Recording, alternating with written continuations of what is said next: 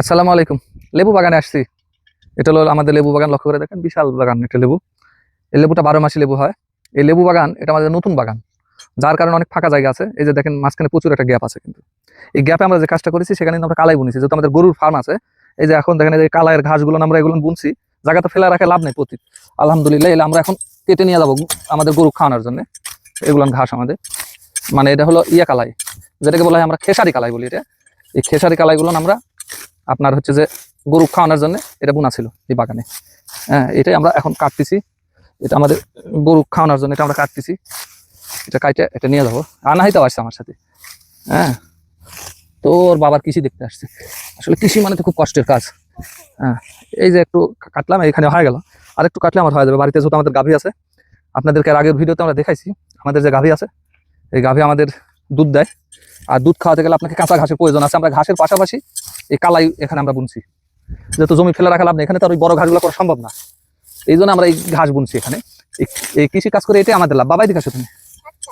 এটাই হলো আমাদের লাভ, যে জমিতে তাছাড়া আগাছা মুক্ত করার জন্য আমাদেরকে প্রচুর খরচ করা লাগতো।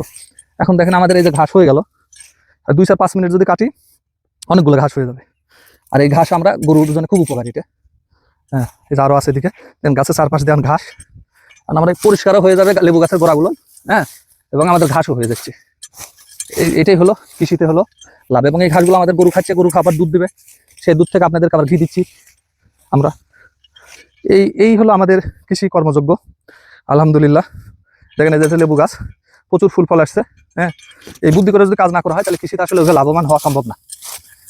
খালি বাগান করলাম কিংবা শুধু গরুর খামার করলে সেই ক্ষেত্রে লস হওয়ার সম্ভাবনাটা অনেক বেশি থাকে। আর এই ধরনের যদি বুদ্ধি করে খামার করা যায় তাহলে অনেকটাই লাভবান হবে। হ্যাঁ, তো অনেকগুলো কাটছি আলহামদুলিল্লাহ। এখন দেখি এই বোঝাতে বেঁধে এর ভিতর করে নিয়ে নেবো। হ্যাঁ, তো এই যে এখন আমরা এটা বোঝাতে ঢুকাই দিচ্ছি। কাজের লোক আছে, তারপরে নিজেকে করতে হয়। হ্যাঁ, আমার আব্বাই করে, যেহেতু আব্বাই একটু অসুস্থ শারীরিকভাবে, যার কারণে আমি আবার আসলাম। এই কাজগুলো করে আমার অভ্যাস কম। হ্যাঁ, এই যে এগুলান হলো, লক্ষ্য করে দেখেন, এই যেগুলো হলো ইয়া কালাই, খেসারি কালাই যাকে বলি আমরা। এটা মিষ্টি মিষ্টি লাগে। হ্যাঁ, এই খেসারি কালাই, এই কালাই আমরা হলো বুনেছি শুধু গরুকে খাওয়ানোর জন্য। খুবই পুষ্টি সমৃদ্ধ এটা খাবার একটা গরুর জন্য, এবং দুধের গরুর জন্য এটা খুবই লাভজনক।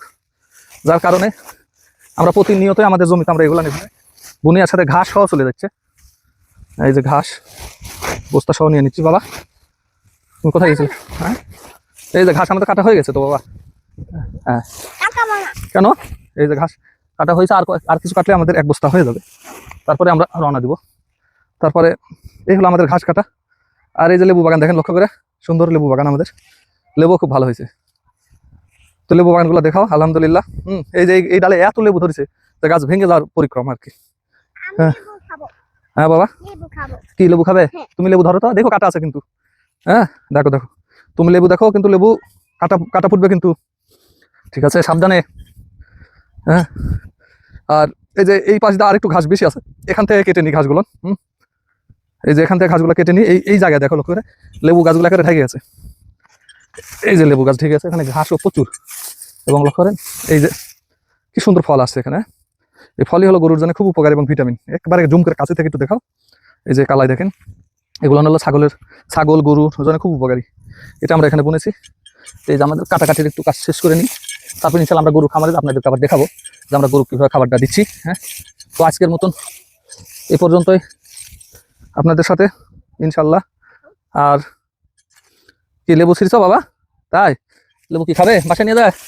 আচ্ছা, লেবু শরবত হবে এটা দিয়ে বাসায় ইফতারিতে। হ্যাঁ, হ্যাঁ, এই যে ঘাস আমাদের কাটা হয়েছে, এখন নিয়ে যাচ্ছে। কৃষি কাজ মানে কষ্টের কাজ, এই কাজগুলো নিজে না করতে হলে হবে না।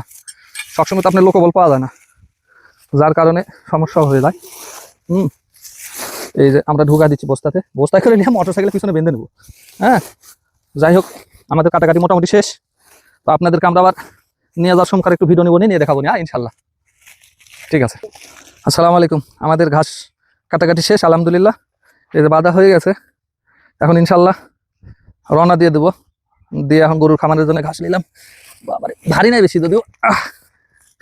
হ্যাঁ, ঠিক আছে, আমরা এখন ইনশাল্লাহ খামারের উদ্দেশ্যে রওনা দিয়ে দিলাম। হ্যাঁ, রাস্তায় যে মোটরসাইকেলের পিছনে বেঁধে নিতে হবে আমাদেরকে ইনশাল্লাহ। আমরা সে পর্যন্ত এবং গরুকে লেদা খাবার দেওয়াটাও আপনারা দেখবেন কষ্ট ছাড়া আসলে কৃষিকাজ কোনো কিছুতেই আসে না। আলহামদুলিল্লাহ।